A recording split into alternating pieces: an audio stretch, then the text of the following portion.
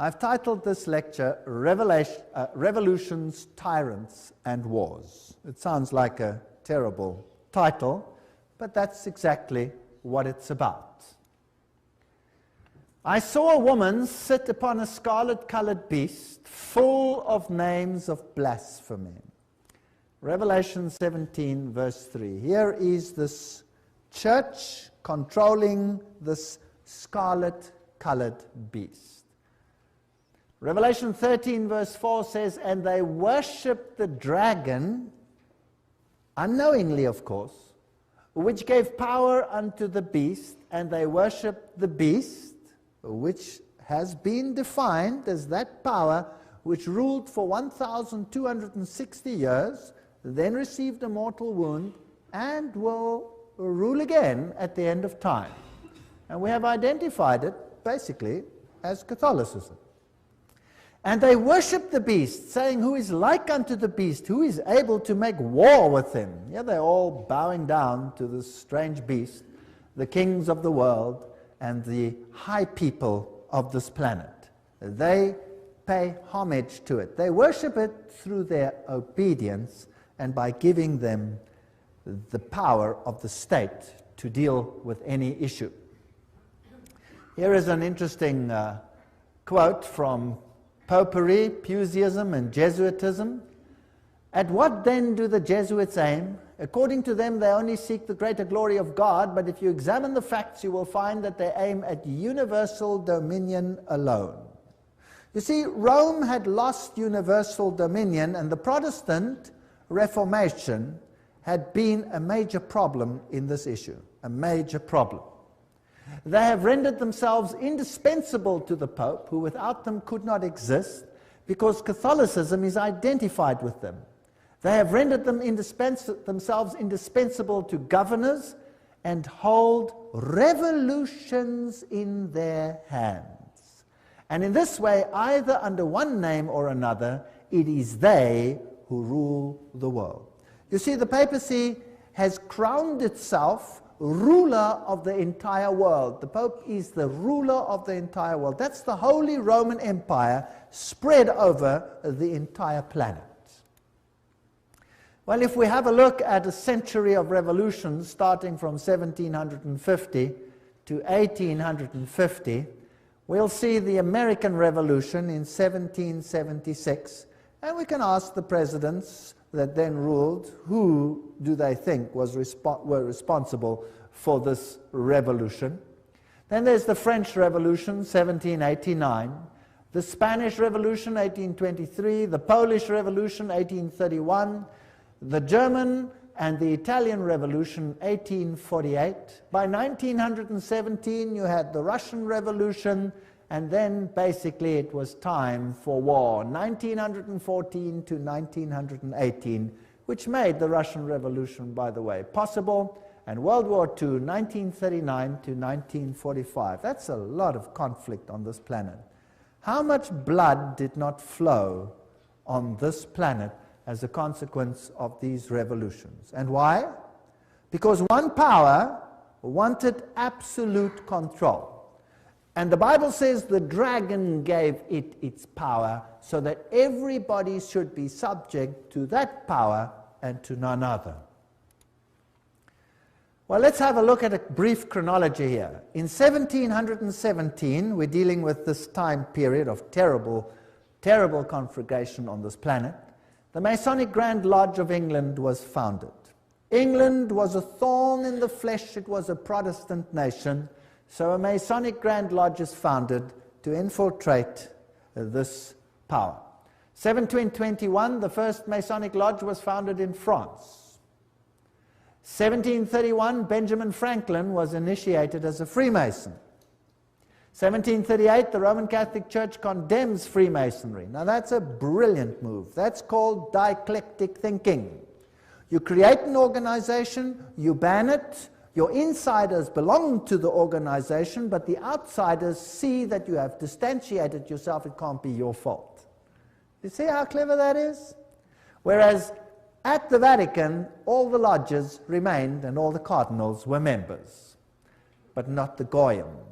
It was to be a Protestant army under the control of the Jesuit order, and we did an entire lecture on that, and you can get it, the one on who's behind the secret societies. By 1758, Sir Francis Dashwood founded the Hellfire Club. Benjamin Franklin visits England to discuss the future of American colonies with Dashwood. 1768, foundation of the rite of strict observance, that's the 33-degree level of Freemasonry, by Baron von Hunt, based on the Templar tradition. So that's an interesting point.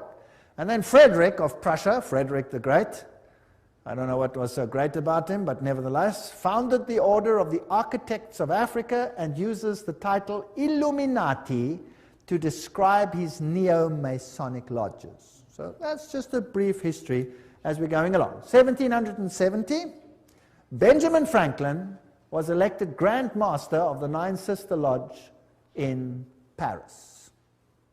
1771, Grand Orient Masonry was founded in France. 1776, Order of the Perfectibilists, or Illuminati, was founded. Notice they call themselves perfect. The American Revolution starts. So by 1776, they had put everything in place. 1778, Peter I founded the Secret Circle. 1785, Grand Masonic Congress allegedly plotted the French Revolution. The Illuminati was banned in Bavaria, or went underground there.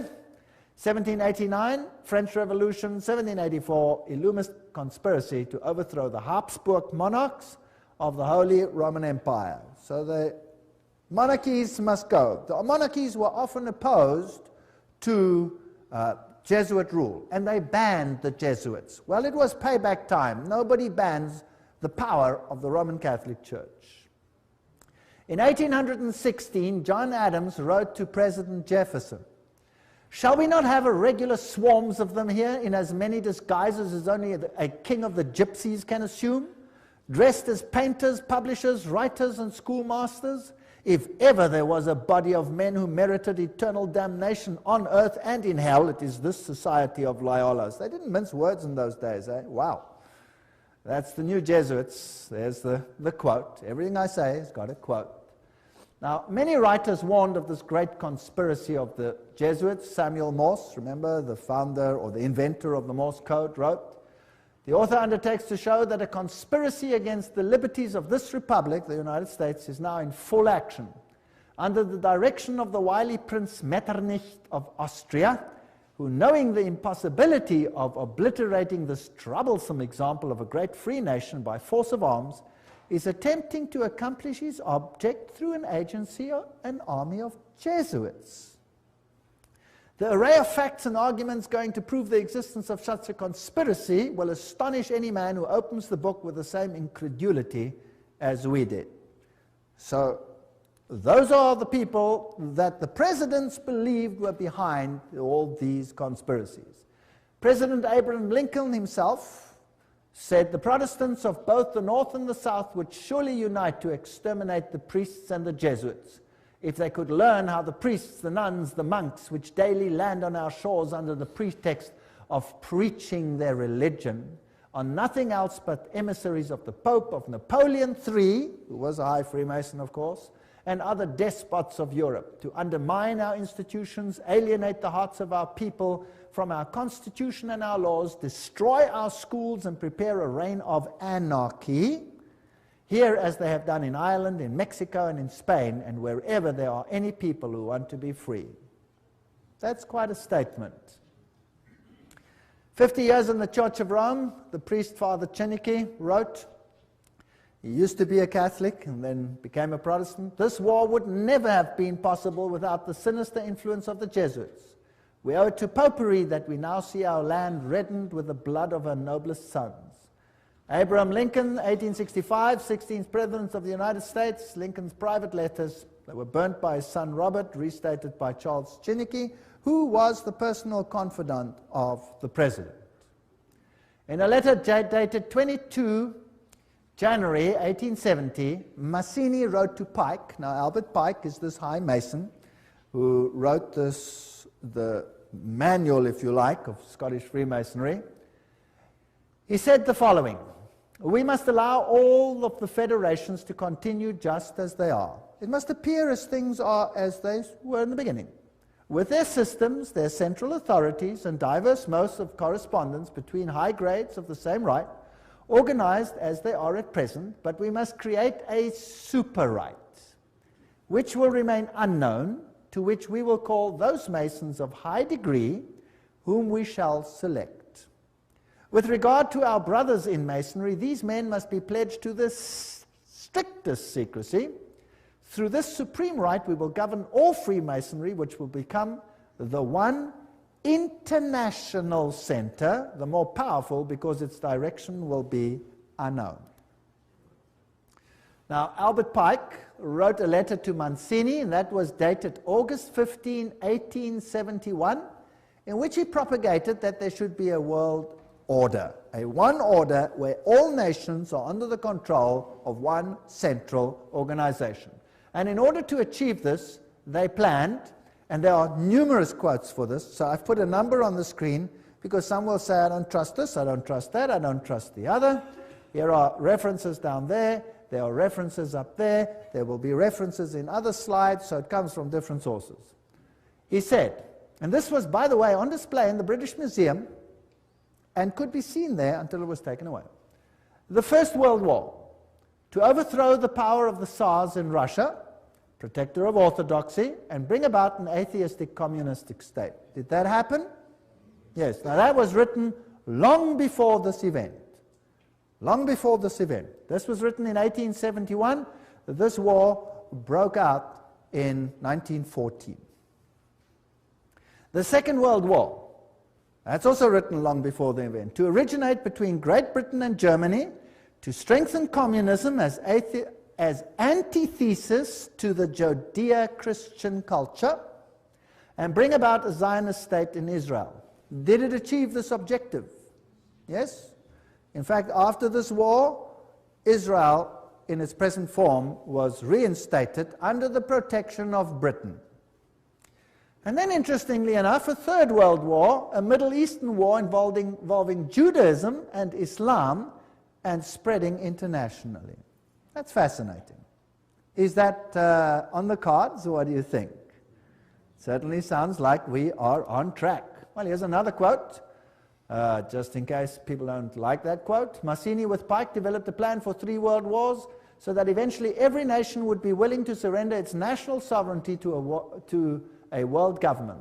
The first war was to end the Tsarist regime in Russia, the second to allow the Soviet Union to control Europe, the Third World War was to be in the Middle East between Muslim and Jews and would result in Armageddon. Interesting.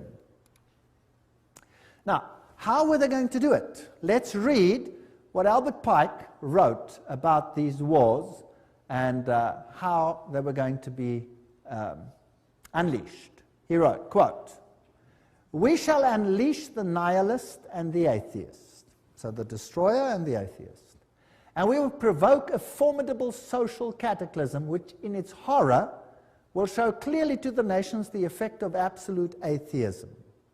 Origin of savagery and the most bloody turmoil. Then everywhere the citizens obliged to defend themselves against the minority of revolutionaries will exterminate these destroyers of civilization, and the multitude, disillusioned with Christianity, will receive the pure light through the universal manifestation of the pure doctrine of Lucifer. The destruction of Christianity and atheism, both conquered and exterminated at the same time." Wow, what a clever plan. So you rub the two systems which you create up against the other. You create atheism as an antithesis to the Judeo-Christian culture. You have these two clash until they rub each other up, and then out of that you will get a new world order where you have a new religion which is far more esoteric and actually honors Satan. Isn't that a rather clever plan? Well, it's very successful. That is why Ordo ab Cao is the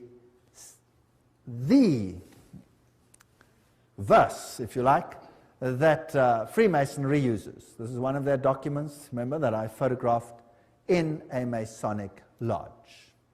And Weishaupt is the father of Jacobinism. You will remember that we spoke about that in Revelation chapter 11. And Jacobinism was the power that propagated the French Revolution. And we did this in Revelation chapter 11, where the Bastille was stormed, liberty leading, the goddess of reason was enthroned instead of Christianity. So Christianity was removed and another reign began. The monarchy was deposed, and Louis and his wife lost their heads, the beheading of Marie Antoinette, and that put an end to that monarchy. Then Robespierre, he headed the Jacobin clubs, and a reign of terror commenced, which in its bloodshed and its violence rivals anything that we have seen to date. The great philosopher, if you like, of the French Revolution was Voltaire. Now you can look it up in any Encyclopedia Britannica. They will tell you who Voltaire was. He was a Jesuit. They will say, of course, he was a renegade Jesuit that left the Roman Catholic Church to write against it. No, no, no. He was just playing the role perfectly, because they were setting up an antithesis. Do you remember the promise that a Jesuit makes? That I will take either side and do it perfectly, as long as in the end the Mother Church wins. Well, to hold the pen is to be at war. The social contract, man is born free and everywhere is in chains. One man thinks himself the master of others, but remains more of a slave than they are. That's true. But what if you created the slavery in order to create the misery, in order to create the revolution? Isn't that possible? So the philosophers come together and they write a new constitution for this planet called Human Rights. The Declaration of Human Rights, 1798. Declaration, Human Rights. You have the all-seeing eye of Lucifer. You have the serpent with a tail in the mouth, the life-giving serpent, the eternal serpent. Then you have this funny little Jacobin hat over there on the end of the spear. If you look at the whole thing over there. And then you have this bundle of rods tied together, which are called what? Do you remember what they were called? Fasciae. Fasciae. Bundle of rods tied together.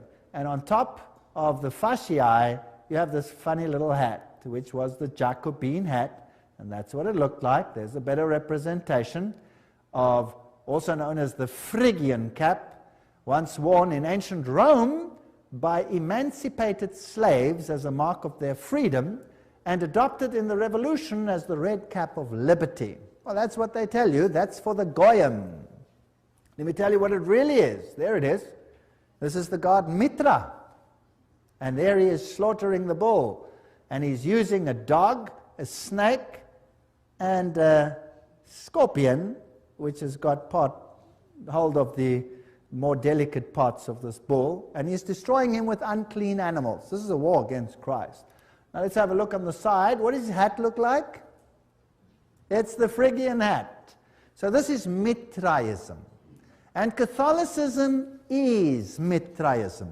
Mithraism was the religion of Persia, it was the religion of Rome, and it is the religion of the Roman Catholic Church. There are 7 grades in Mithraism. The highest grade is called Father. And then you got a congregation. Now, who in the Catholic Church has a congregation and is called Father? The priest, right? And he could be a member of various groups, and so can Catholic priests. They can be whatever. They can be Jesuits, they can be Franciscans, they can be Dominicans, they can be members of various other orders as well. So Cyrus the Great was the first one to bring out the Human Rights Charter. Now the mortal wound, as we had discussed it in Revelation chapter 11, just to refresh your memory, 21 February 1798, Pope Pius is dethroned by Napoleon. His ring was torn from his finger and he died in exile. Now think about this. If Napoleon was a Freemason, then he was under control of whom? Of the Jesuit order. So who sent Napoleon to Rome to take the Pope captive? The Jesuit order. Why?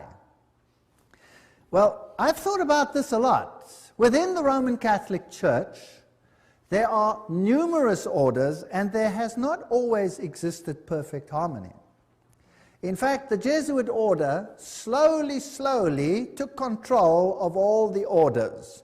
The Knights of Malta, for example, did not lightly give up their power seat, but are now subject to the Jesuits.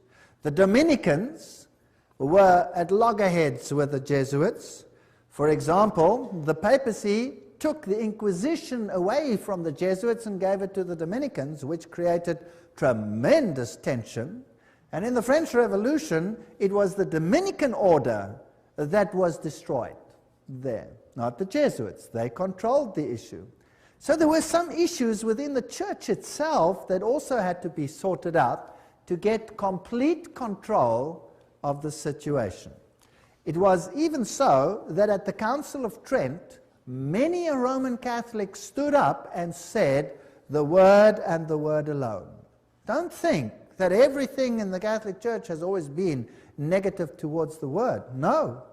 And Martin Luther must have made an impact as well. And so there were many that weren't in line. So the church itself needed a purging. And then there was another problem. And this problem was this, that the Reformation had fingered Rome as the Antichrist. Now, if the Reformation fingers Rome as the Antichrist, any move that seems to emanate from Rome will be looked at with what? Suspicion.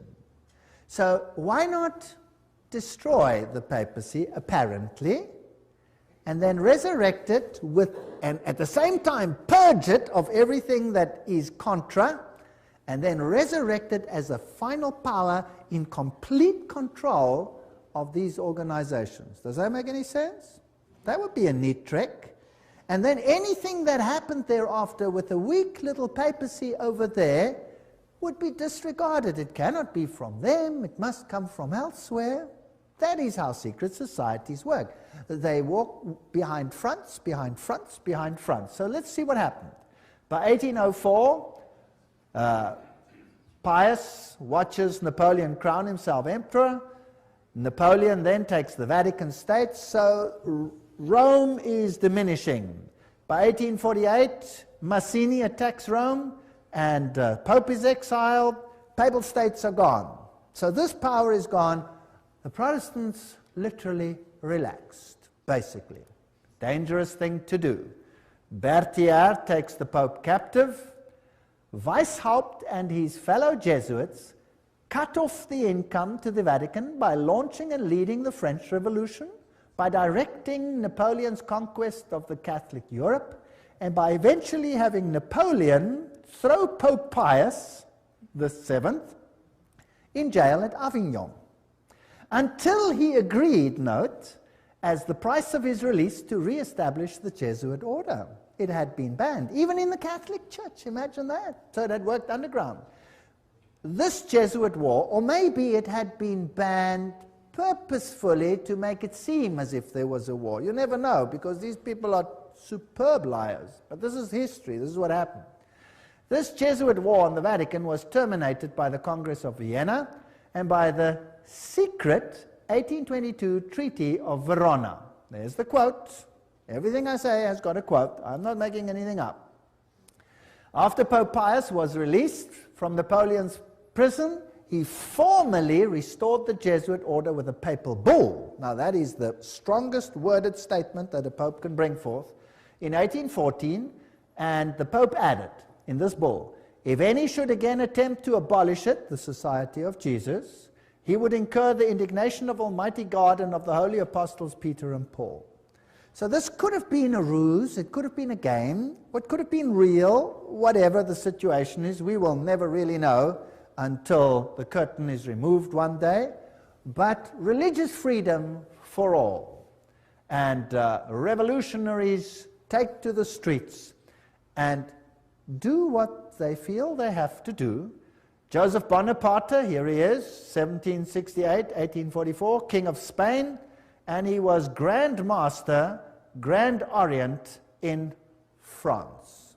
So here you have all the Masonic connections. This comes from the Masonic book, Masonic sources.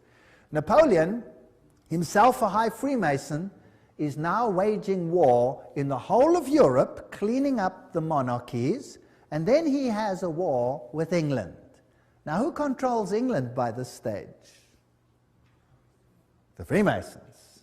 So we have a Battle of Waterloo, and these are the generals that fought on the two sides. Michel Ney and E. von Grouchy, they are on the side of Napoleon. High Freemason, Napoleon, High Freemason. On the other side, you have General Blücher. Those who are German will know a statement that goes, "Ran wie Blücher an der Katzbach," which means, General Blücher at the river Katzbach, he gave Napoleon blazes. High Freemason. And G. von Schnarrenhorst, High Freemason. They were all Freemasons. So this war, was it really a war, or was it a planned war? Now, who are the orchestrators of the First World War? Well, there he is, Kaiser Wilhelm I. What has he got on? This comes from a Masonic book. He's got his Masonic apron on. He's a High Freemason. That's what he was. Here is Kaiser Friedrich der Große. There he is, with his Freemason regalia from a Freemason book. They're proud that these kings were all Freemasons. So the whole war situation is being planned by Freemasons, who are being run by who? By the Jesuits. Now let's have a look at America quickly. Here is this grand building, the Capitol. There is the foundation stone, and it says, laid Masonically, September 17, 1932. Okay, so by that time, America was ruled by Freemasonry.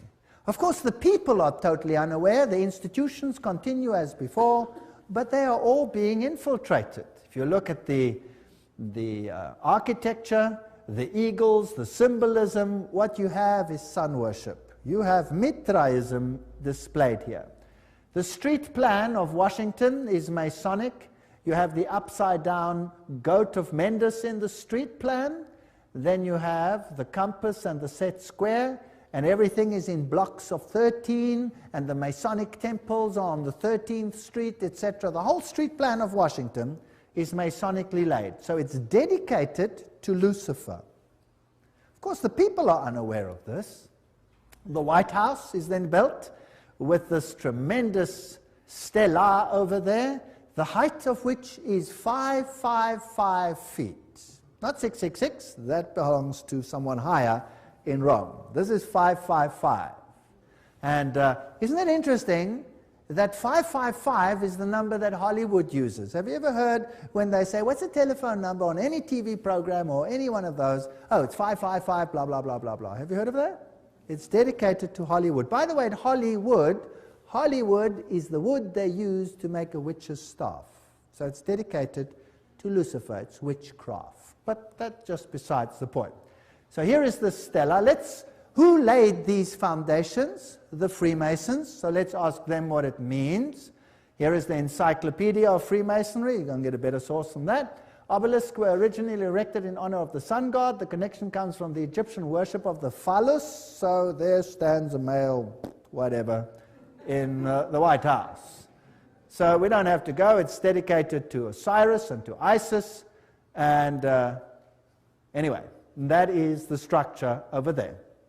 The military structure is a pentagon, which is the high center of the pentagram into which, for example, 13 witches would step in order, 12 around one, in order to propagate a curse. So this is also a witchcraft structure. So it's just a building, but it has certain connotations. Then France, the one that has this new philosophy for a new world, sends a gift to the United States, the Statue of Liberty. So let's ask UNESCO what it means. UNESCO says the 7 rays emanating from Mitra's halo, there's the god Mitra, symbolize the triumph of the forces over the forces of darkness. Now, you must understand that Lucifer says that Michael and his angels represent the forces of darkness, that Yahweh is the devil. Isn't that terrible? Do you remember that? We did that. And here, UNESCO tells us that the head of the Statue of Liberty is adorned with Mitra's 7 rays. The flame she holds is a sun symbol. So this is the torch of Lucifer. Because it doesn't matter whether Lucifer is male or female, he's androgenic in his story. Here is the foundation stone. At this site on August 5, 1884, the cornerstone of the pedestal of the Statue of Liberty, enlightening the world, that's illumination, was laid with ceremony by William so-and-so, Grand Master of Masons. And there's the Masonic sign. So the Statue of Liberty is Masonic. Everything will appear to be Masonic as we continue. Tex Mars writes, towering above the shimmering but polluted waters, she holds in her outstretched arm and her hand the torch of fire and light, a gift of the Masonic order. The modern inheritors of the Illuminati heritage of the Statue of Liberty was sculptured by Frederic Bartholdi, a member of the Masonic Lodge of Alsace-Lorraine in Paris, France. The statue is significant to the secret societies plotting the New World Order. There you go. Right, by 1854, Pius declared the Immaculate Conception of the Virgin Mary. Now, Mary she's always been there in Roman Catholicism, but now Mary is being placed into the very center and legitimized as the Mother of God and as an entity in heaven. In 1869, Pius summons the First Vatican Council, and in 1870, the Dogma of Papal Infallibility is published. Now we have another God on earth. And Ultramontanism triumphs. The Jesuits see to it that all power is concentrated in one man. What happens then? By 1917, the Russian Revolution. And you had this interesting Fatima message. There's a link with Islam there, but never mind, we'll come to that in the next lecture.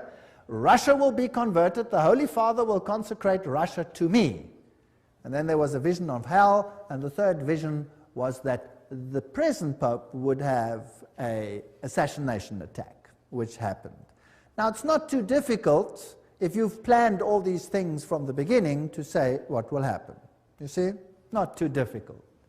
Now, let's have a look at the parallels between the Jesuit French and the Russian revolutions. They worked like this. Both revolutions were based on communist writings of Freemasons, Voltaire, Marx. The Jesuits perfected communism on their reductions in Paraguay. So in Paraguay, they tested whether this would work or not and perfected it there. Both revolutions plundered the state churches. Both revolutions ended the monarchies. Both the Bourbon and the Romanov dynasties had expelled the Jesuits. Both of them were gone. They weren't going to take this chance again. Both revolutions produced republics in form, but absolute monarchies in power, controlled behind the scenes by the people that were now in control. Both revolutions declared atheism as the religion of the state. Both revolutions carried out a reign of terror by an inquisitional secret police. And boy, was that some reign of terror. Millions died. Stalin is personally responsible for the death of millions of people. Both revolutions resulted in military dictators responsible for the elimination of dissenters. Exactly the same pattern. If it works once, why not use it again?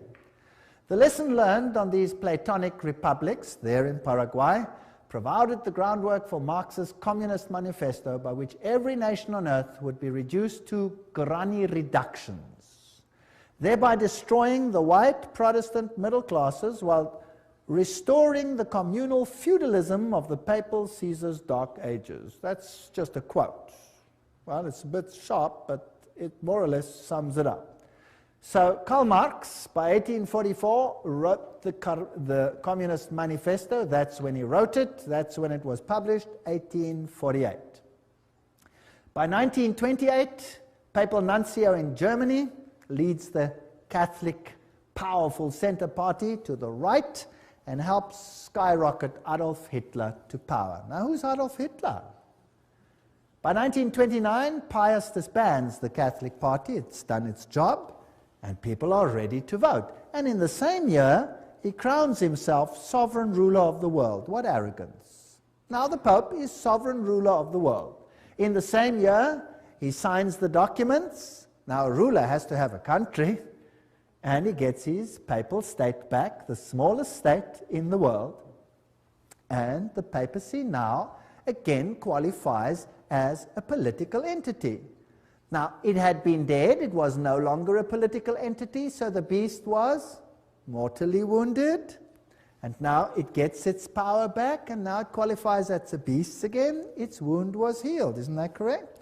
That's why the San Francisco Chronicle, almost quoting the Bible, says that while they signed this document, the wound was healed in this display. Now we're ready for war. 1934. In Yugoslavia, an organization called the Ustashi is formed. What a disgusting organization. Founded, and they assassinate King Alexander of Yugoslavia. Now the Ustashi is a military organization with basically Nazi features, and they slaughtered the Serbs. They slaughtered the Orthodox people and forced them to become Catholic or to die. One of the two. And nothing is ever said about this tremendous slaughter that took place over here. 1941, Croatia declares itself independent, and the slaughter begins. This is the man who is now Pope, Cardinal Secretary of State, Eugenio Pacelli. There is his family, all of them Masonic connection, and of course they have the Banco di Romano at their disposal with Rothschild money. This man, does he have Masonic features? Yes. Here he is at his election. His cell number was 13, a very important number in Freemasonry. There he is in the Masonic triangle stamp that they produced. There he is with the Masonic sign, just as Anthony Sayer had it, and something else. From then on, the papacy wore the ephod, the little plaque that was also worn by the priests of Israel. Now, let's ask Albert Mackey, a 33-degree Freemason, to quote to us what this means. He says, "The Grand High Priest of the Royal Arch Freemasonry from 1859, 1865 in the USA states in his standard work," this is him, states that the High Priest of the Royal Arch officially wears the ephod. So who's the High Priest of Freemasonry? And there is the Pope.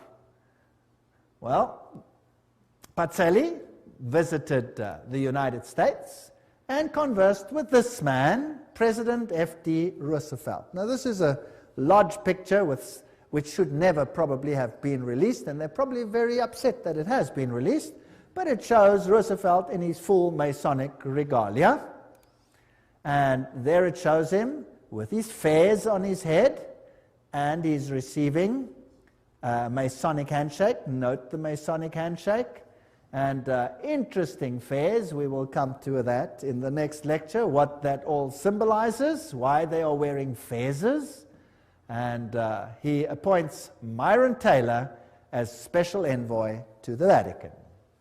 Now, let's have a look at the Freemason political leaders in the United States, and I'm just quoting from various sources and web pages. There will be different ones here, so you can check it out for yourself, to show you just who's control at the moment. We'll just run through them quickly and see what degrees they are. Bill Clinton, 33 degree. Newt Gingrich, 33 degree. Bob Dole, 33 degree. Jack Kemp, 33 degree.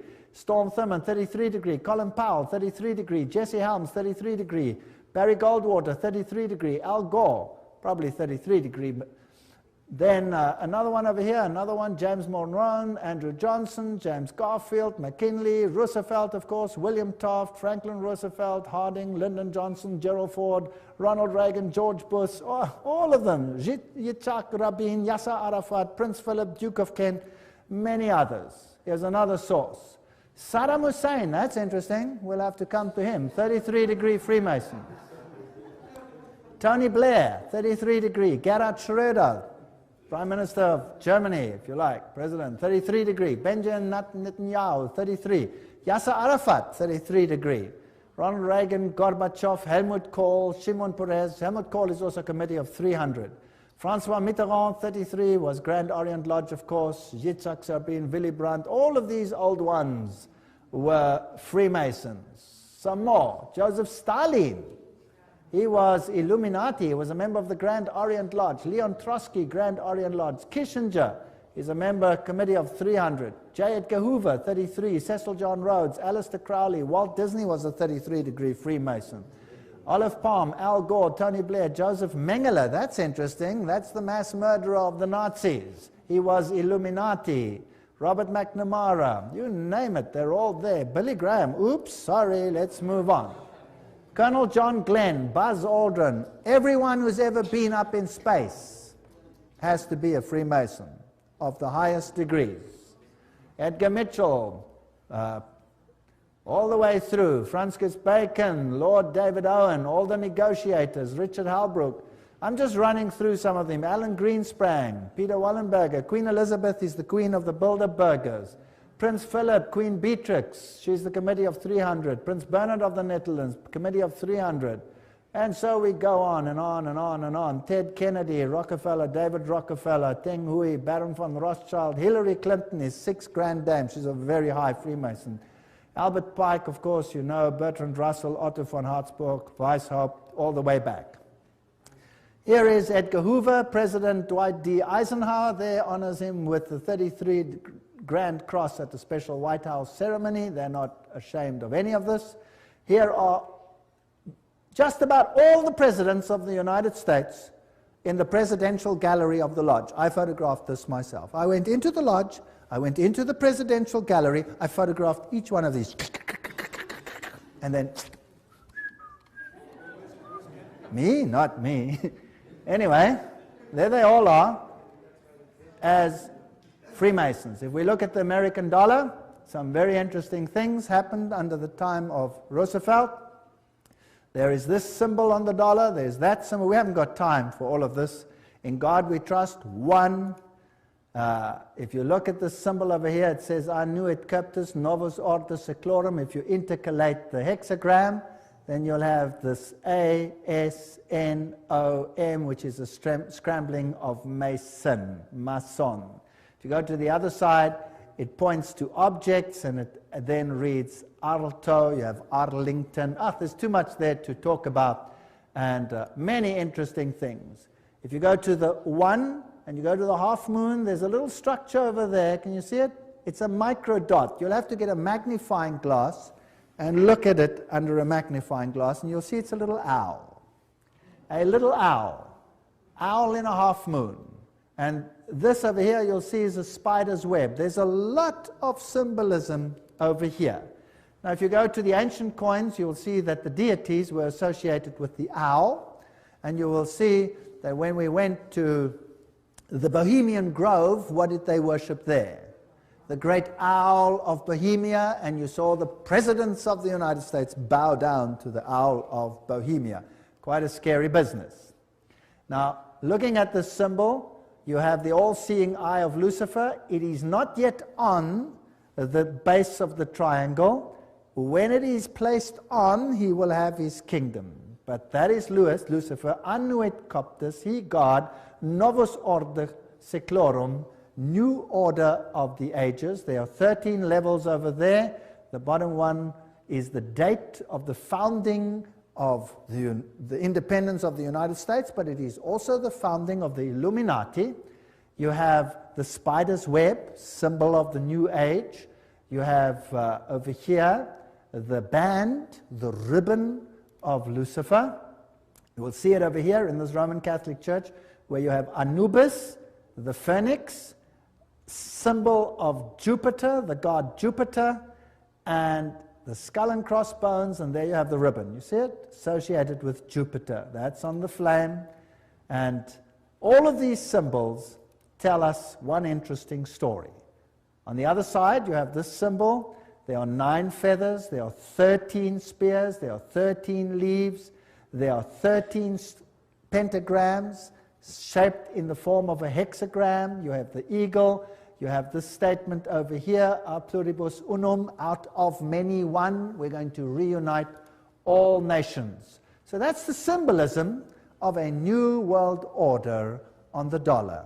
The world is going to be united under one central government, and that government is going to be in control of Lucifer, not Jesus Christ. Although Jesus Christ, of course, knows about it, permits it, and is ultimately in control. He tells us ahead of time that this is going to happen. And then the end of the story is that Jesus will reign on this planet.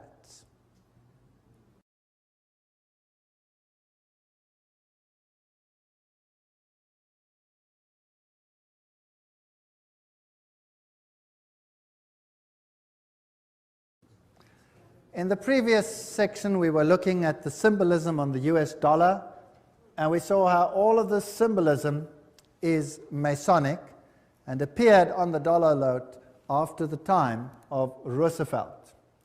Revelation 13:11, and I saw another beast coming up out of the earth, and it had 2 horns like a lamb, and he spoke like a dragon. We're going to deal with this prophecy in detail in another lecture.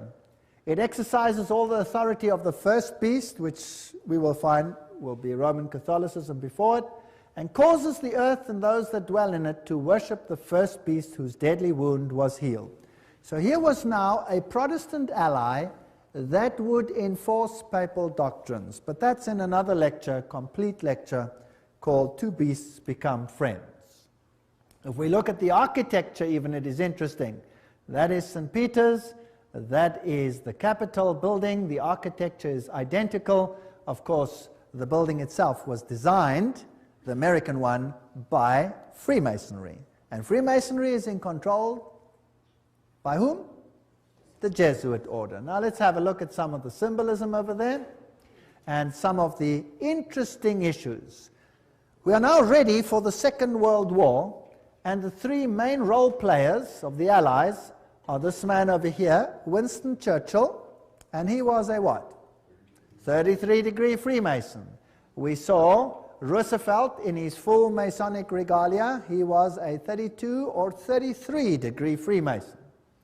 And then we have Stalin, who was, of course, Grand Orient member, so 33-degree Freemason. They're all on one side. Extract from a report by Ambassador Harriman in Moscow to the State Department, June 30, 1944. Stalin paid tribute to the assistance rendered by the United States to Soviet industry before and during the war. He said that about 2/3 of all the large industrial enterprises in the Soviet Union had been built with United States help or technical assistance. The other third had been Britain. So who built the USSR? Who built it? The West. The West financed it and built it. Here you can see Winston Churchill in his Druid Masonic Lodge with all his Druid fellows around him. So these are genuine facts. This isn't just conjecture. Do you remember Pearl Harbor? Well, fortunately, the 50 years of Secrecy Act are past, and so now we know for a fact, because this has been revealed, that they knew that Pearl Harbor was going to be attacked. Is that correct? And they chose not to do anything about it. Why? Because they needed an incident to start a war. The American Constitution was not going to permit them to enter a war. They needed an incident, and they created it. In fact, that is mass murder of their own people. Is that correct? Because they knew about it. This is public knowledge. It's in the news. The 50 years secrecy is up. Nobody can deny it anymore. It's a fact. So America, once before, has killed thousands of its own people to allow something to become possible that wasn't possible before. Once done successfully, do you think I could do it again? I wonder. What about the other side? Hitler. Hitler said, I learned much from the order of the Jesuits. Until now, there has never been anything more grandiose on earth than the hierarchical system of the Catholic Church. I transferred much of this organization into my own party. The SS was constituted according to the Jesuit principles. Himmler, head of the SS, was closely associated with the Jesuits through his father and brother. Hitler said of him, I can see Himmler as our Ignatius of Loyola. And Joseph Goebbels was also a trained Jesuit. So, the two sides, who controls them both? The same parties. This is called thesis, antithesis. Goebbels, Himmler, these people were Jesuits. They were fascists. Adolf Hitler, fascist, using the symbolism of the sun god, the Maltese cross, the symbols of the sun god. Here he is with Hindenburg himself, of course, a Freemason. This thing is all entirely planned. Gaining the youth on his side. One of the principal Catholic personalities to help Hitler to power was Franz von Papen. And Franz von Papen, of course, leader of the Catholic Party, helped to skyrocket Hitler to power. So the Catholic Church skyrocketed Hitler to power. And these are posed pictures. They have Masonic meaning, but we'll get to that later. The Reichsadler, chosen as the symbol, Masonic symbol. And the supposed happy alliance in the beginning, which then deteriorates. Here you see the salute with the Masonic activities associated with it. Here he is together with the church leaders, and here you can see the cardinals giving the Heil Hitler salute. So the church was very much involved with the Nazi movement. There is a bunch of cardinals giving the Heil Hitler salute. The Pope and the Führer, you will recall that even to this day there is tremendous anger about Pope Pius having now been declared on his way to sainthood because of his connection with the Nazi movement. Well, here is the new Reichsbischof Ludwig Müller, the Protestant one, who greets Adolf Hitler with a nice handshake. The previous one, the previous Protestant bishop, no longer lived because Adolf Hitler had him executed. So this one must have been a puppet on the religious side. So the Catholics and the Protestants next to each other. Now understand the war. Let's think about the war. Who is the problem in terms of the Roman Catholic Church? Firstly, the Orthodox Church in the East had been a problem. The First World War sorted that out. The Tsar had been removed, and the Orthodox Church had been subjected, as were all the churches, to make it look right, by atheistic communism. But the leaders of communism were all Catholics. In fact, I have traveled in many of those countries, and the old people all told me, now we understand why the leaders of the communist regimes, why they all attended the Catholic Church. Why, if they were all atheists, were they such good Catholics? Well, this mighty army is built up, but Germany is divided. The north of Germany, and particularly the east of Germany, is all Protestant. They're Lutherans. And they are skeptical of the papacy. Whereas the south of Germany is all Catholic. In the Orthodox countries, like the entire USSR, you have the Orthodox Church controlling the mindset of the people. Now, since the takeover of communism, that has been reduced or subjected, and the Orthodox Church has been subject to the state. Now comes this mighty war. The symbols being carried here are the symbols of Lucifer. They're also used in theosophy. There you can see them. There's the swastika, the all-seeing serpent. And Adolf Hitler himself was a tremendous occultist. Of course, as a Jesuit insider, he would be. But of course, his outer garb of religion was Catholicism. You'll find the same swastika on the foot of Buddha. And, as I recall, as I told you before, it was a Jesuit priest, Father Stempfler, not Hitler, who really wrote Mein Kampf. So a Jesuit wrote the book. The SS has the same symbols as the Skull and Bones people. The skull with the crossbone, meine Ehre, heißt Treue. My honor means Treue, to be loyal, loyalty. The SS had been organized by Himmler according to the principle of the Jesuit order and became basically the new, if you like, Inquisition. And anybody who did not obey the system was destroyed. Now we read much in the literature about 6 million Jews who were destroyed. But we read nothing about 2.5 million of the most brilliant people in Germany, all the professors, all the intelligent, highly educated Germans who were killed by Adolf Hitler. You see, thinking people cannot be tolerated in such a regime. Downgrade the mindset. We must have serfs and elite, Goyen, catechumens, cattle, and then the super illuminists. How irritating. Remember that the Jesuit magazine, Civiltà Cattolica, house organ of the Jesuits, says quite frankly, fascism is the regime that corresponds most closely to the concept of the Church of Rome. Fascism is fascinating, excuse the pun.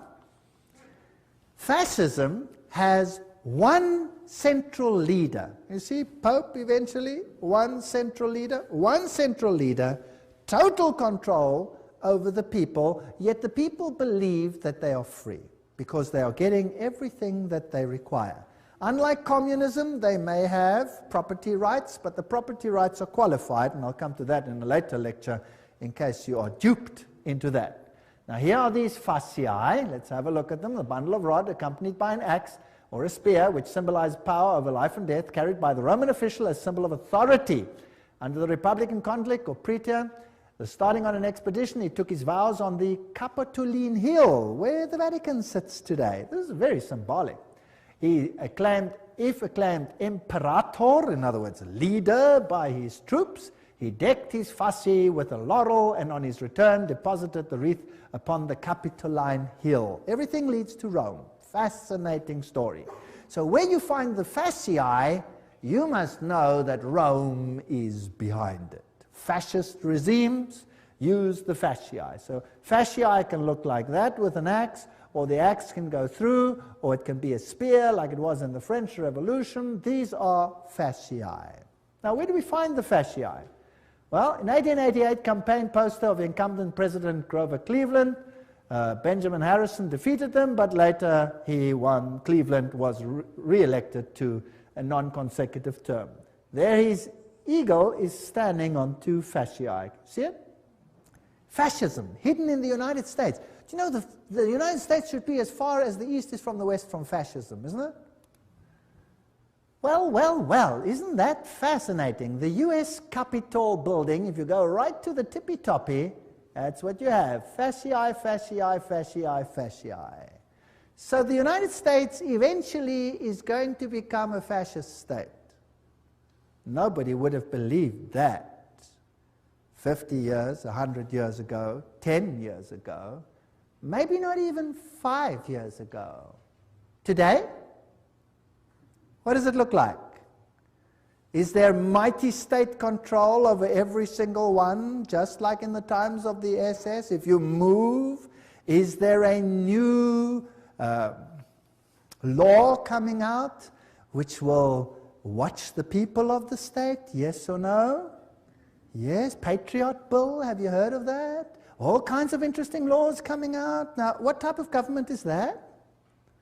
Interesting. There it is. Did you know that the fasciae here, fasciae behind the rostrum podium of the House of Representatives in Washington, D.C., note the back of the chair resembles a golden axe. There it is, the axe and the fasciae. So they knew this all along. They're just waiting for the opportunity, biding their time. Ancient Roman coins with the fasciae. Here is a fasciae on the back of a dime in America with a flame there. Fasciae on a US dollar. And presidents sitting next to fasciae is Washington. Even Abraham Lincoln sat on a fasciae chair. Here's the insignia of the National Guard. It has fasciae. There are fasciae and the Statue of Liberty. Let's read what Anthony Sutton, remember this man who wrote about Skull and Bones, educated at the University of London, Gottingen, California, research fellow, Hoover Institute. This is an important man. Let's see what he has to say. How the order creates war and revolution. Talking now about Skull and Bones, which is the Illuminati, which is the Jesuits behind the scenes, as we have seen. Operational history of the order can only be understood within the framework of Hegelian dialectic process. Hegel, the great man who said, always create two directions. Thesis, antithesis, rub them up against the other. Who cares how many people die in the process? Then you have synthesis. Then you get what you actually want. From this axiom, it follows that controlled conflict can create a predetermined history. For example, when the Trilateral Commission decided managed conflict, etc., we read this quote before, so I'll just skip it. The synthesis, that's which comes together, sought by the establishment is called the New World Order. Without controlled conflict, this New World Order will not come about. Random individual action of persons in society would not lead to this synthesis. It's artificial. Therefore, it has to be created. So you hear about a war here and a war there and a revolution here and a revolution there. Revolutions have to be financed. You never hear where the money comes from to finance them. Who finances the revolutions? Who runs them? You see? So you have Nazis against Soviet Unions, North Korea, North Vietnam, ad nauseum against the United States. The conflict built profits while pushing the world ever closer to a one-world government. Now, isn't it logical that that's what Satan wants? He wants a one-world government. So, in Hegelian philosophy, the conflict of political right and political left, or thesis and antithesis in Hegelian terms, is essential to forward movement of history and historical change itself. Have you noticed that every country has a left party and a right party? Have you heard about that? And your country has it too, otherwise there would be no point to vote, right? Two of them. Now, let's have a look how this is worked. President Woodrow Wilson made this statement. This is now a president speaking. Some of the biggest men in the United States in the fields of commerce and manufacturing know that there is a power so organized, so subtle, so complete, so pervasive, that they had better not speak above their breath when they speak in condemnation of it. Aha, so here is a power that controls things. Karl Marx in Das Kapital posed capitalism as thesis and communism as antithesis. Now you'll have Jesuits clamoring for capitalism and you'll have Jesuits clamoring for communism. The clash of opposites must, in the Hegelian system, bring about a society neither capitalist nor communist. That's synthesis. Moreover, in the Hegelian scheme of events, this new synthesis will reflect the concept of the state as God and the individually as totally subordinate to an all-powerful state. If you don't do what the state says, sizzle fits. That's what Adolf Hitler practiced. 2.5 million Germans, sizzle fits, gone. What then is the function of Parliament? Now take note, I'm not saying this, I'm reading it. I get criticized for this statement. You cannot believe. Please don't criticize me. Write to these people. I'm just quoting. What then is the function of a parliament, a congress, for Hegelians? These institutions are merely to allow individuals to feel that their opinions have some value, and to allow a government to take advantage of whatever wisdom the peasant may accidentally demonstrate. All right? Now let's see how Hegel puts it himself. This is now the great philosopher Hegel, where the politicians bow down to him. He says, by virtue of this participation, subjective liberty and conceit with their general opinion, individuals, can show themselves palpably efficacious and enjoy the satisfaction of feeling themselves to count for something. In other words, we're just idiots. So if you vote, who are you voting for? I'll tell you who you're voting for. I always say this. They vote for the devil in pink or the devil in blue. The vote makes no difference. It's a joke. Politics is a joke. War, the organized conflict of nations for Hegelianism, is only the visible outcome of the clash between ideas. As John Dewey, the Hegelian darling of modern education system, puts it, he's in control of the whole new world education. War is the most effective preacher of the vanity of all merely finite interests. It put an end to the selfish egoism of the individual, by which he would claim his life and his property as his own or as his family's. Did you get that? Now surely Rome doesn't think like that. Oh, I'll show you papal bulls which will make your hair stand on end. New ones. Compare this to the spirit and letter of the Constitution of the United States, which says absolutely the opposite. All right? So for these elitists, the state is supreme, and a self-appointed elite running the state acts indeed as God on earth. The rest are catechumens, cattle, goyim. College textbooks present war and revolution as more or less accidental results of conflict, but they never in Western textbooks will you find the evidence that revolutions need finance, and the source of the finance, in many cases, traces back to Wall Street. Operational vehicles for conflict creation, the key to modern history is in these facts. The elitists have close working relations with both Marxists and Nazis. They play on both sides because what they have created is just a game. In this memorandum, we will present the concept that world history, certainly since 1970, reflects deliberately created conflict with the objective of bringing about a synthesis, a new world order. So let's have a look how it worked. Here's the order. The thesis is Marxist Russia, Second World War now.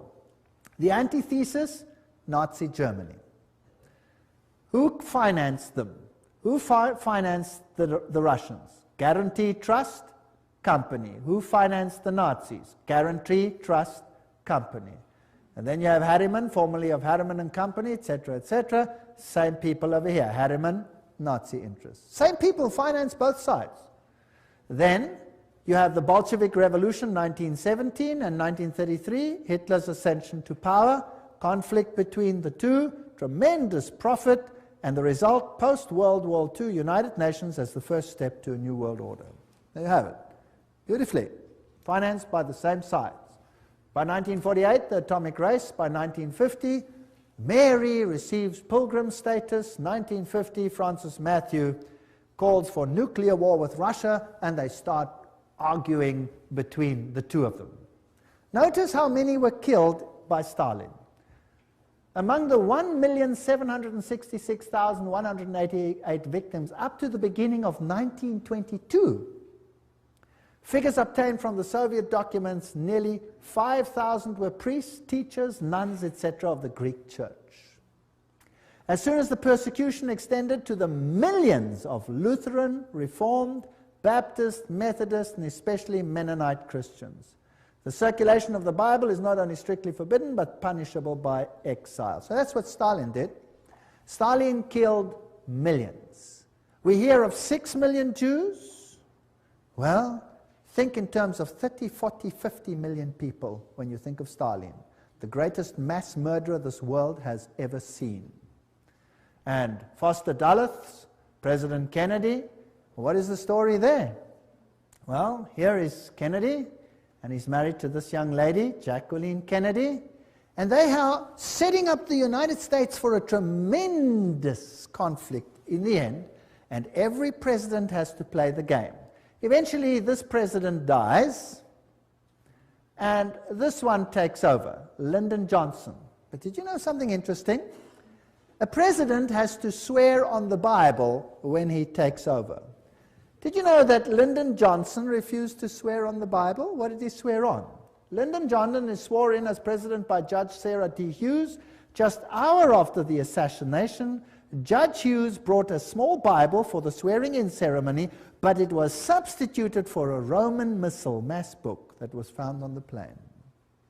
So he swears on a Roman missal, he refused to swear on the Bible. Doesn't that tell you something? Isn't that interesting? I find that very interesting. Now, why did that president have to go?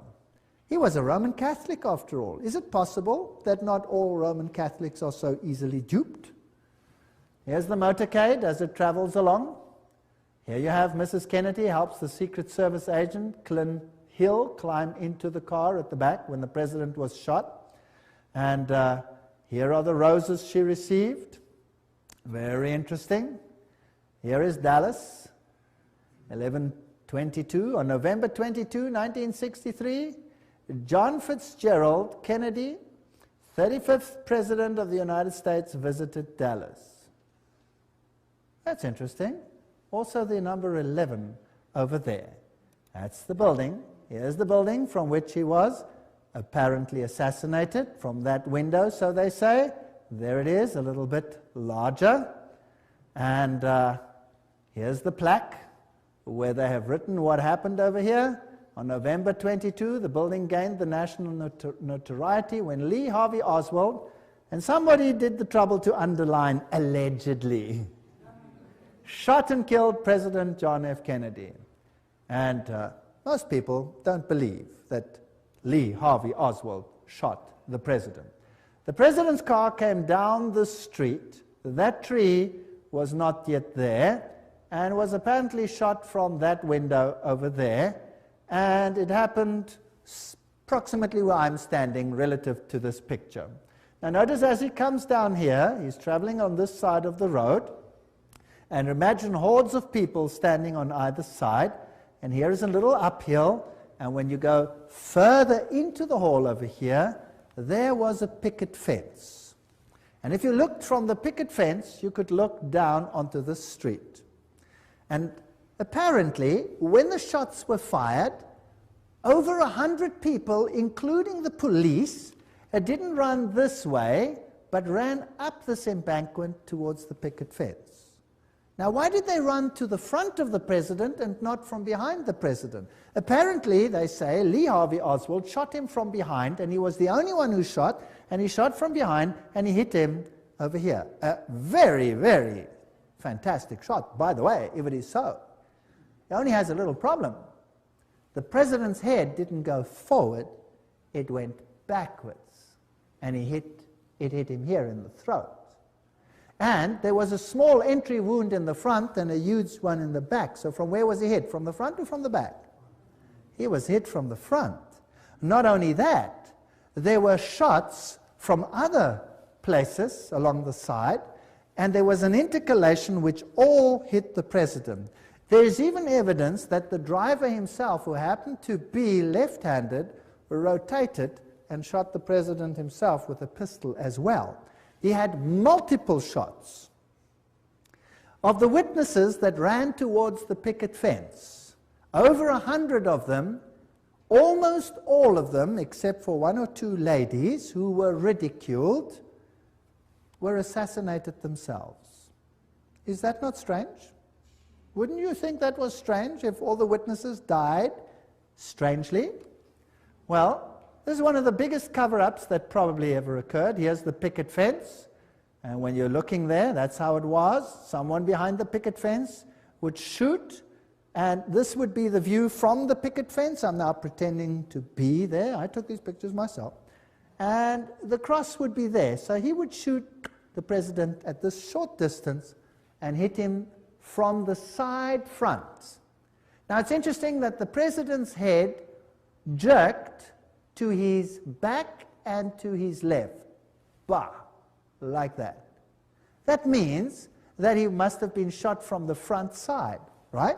Isn't that logical? All right. Now, am I saying this, or is this public knowledge? This is public knowledge. And yet it is denied by government because they have one culprit, Lee Harvey Oswald. There's the place where he died, straight shot from the picket fence. Now, let's have a look how J.F. Kennedy died. And let's look at the television production of this issue, and then you make your own opinion. If we can have the sound on.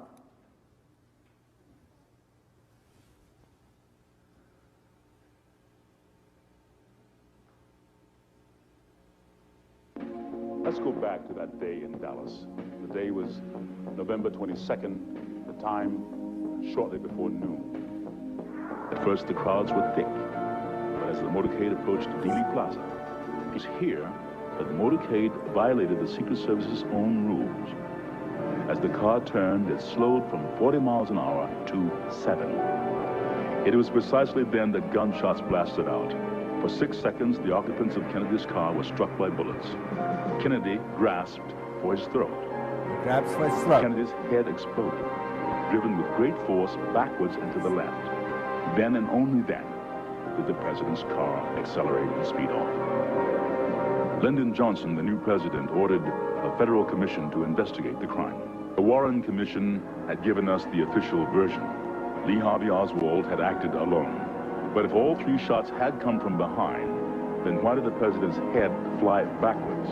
Why did so many people, including policemen, run not towards the book depository where Oswald was, but towards the picket fence? If the Warren Commission was right, why did so many witnesses claim to see something completely different from the official report? As many as 177 people died simply for knowing too much.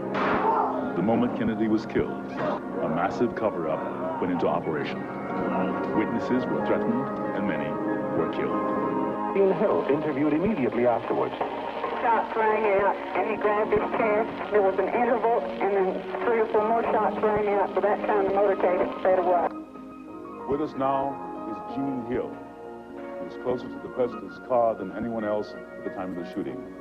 Ms. Hill is a Dallas grade school teacher and has feared for her life for the last 29 years. I understand that 2 men claiming to be Secret Service agents interrogated you after the assassination. What were you asked? They asked me what I had seen. I told them that I'd seen the president hit, that I saw a shooter from the knoll, and that I'd heard 4 to 6 shots. But they told me I didn't hear but 3 shots. Were you ever interviewed by the Warren Commission? Oh, yes. I was interviewed by Arlen Specter, who, well, he tried very hard to discredit everything I said. He accused me of all kinds of things, from like a shabby marital affair to seeking publicity to just downright lying. We found the real facts, and certainly no one in the intervening 25 years has disproved our basic conclusions.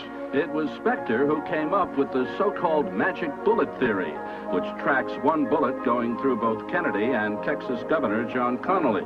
The bullet was later discovered virtually intact on Connally's hospital stretcher. The truth, had it been known, had it come out, would have revealed there was a conspiracy. Conspiracy to kill the president needed a scapegoat, a patsy, someone who would take the blame. There were many things you weren't supposed to see, like the paraffin test given to Oswald.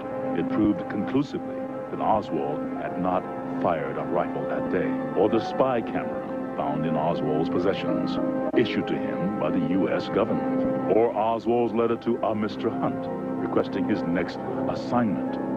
The only Hunt we know of in this case is Howard Hunt of the CIA, who shared the same office with Oswald in New Orleans. The office belonged to Guy Bannister, foreman with the FBI. Not only was this address on Oswald's supposedly pro-Castro leaflets, but the account Oswald used to print the leaflets belonged to the CIA. Howard Hunt with the CIA, Guy Bannister with the FBI, and Lee Harvey Oswald, all in the same office.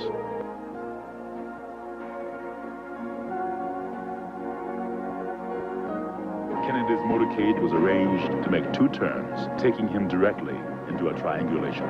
The first shot came from the picket fence. It hit Kennedy in the throat. The second shot came from the Dow Tex building, next to the book depository. It entered Kennedy's back. The third shot came from the southwest corner of the book depository, 7th floor. It hit Connally. The fourth shot came from the Dow Tex. It narrowly missed, hit the curb, wounding a bystander. The 5th and 6th shots were fired almost simultaneously, from the depository and from the picket fence. Both hit Kennedy in the head, one from above, moving him forward. Then, an instant later, one from the front, tossing him back.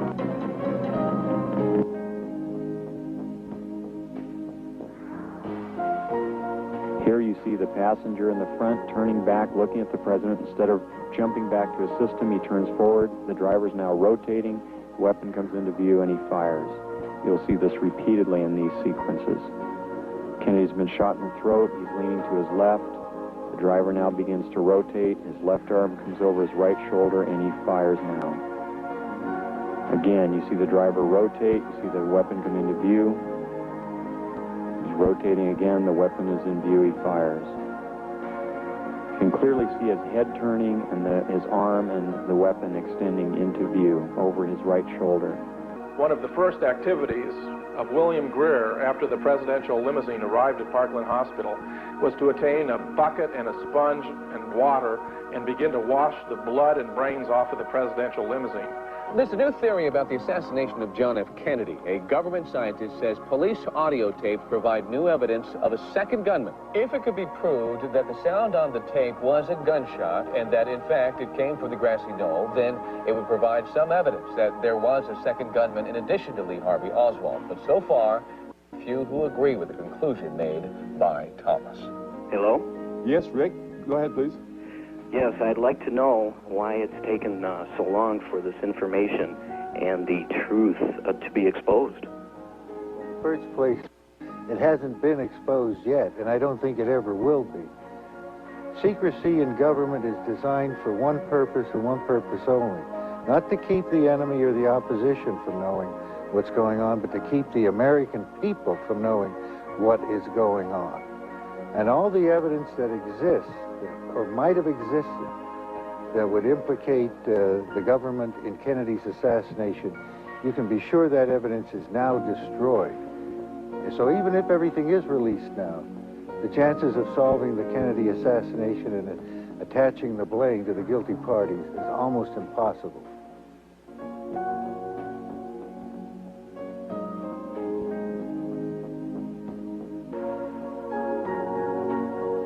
Kennedy was changing the status quo. He decided he could no longer trust the CIA. He was transferring covert operations directly to the Joint Chiefs of Staff. Shortly after that, he fired Allen Dulles, who had been the Director of Central Intelligence since 1953. Kennedy continued to make enemies as he pulled back from world confrontation. He ordered U.S. troops out of Vietnam. This was an incident that took place. Well, you saw that driver rotate, if you could see it. It was very difficult. You could see his head go back. You could see all these things.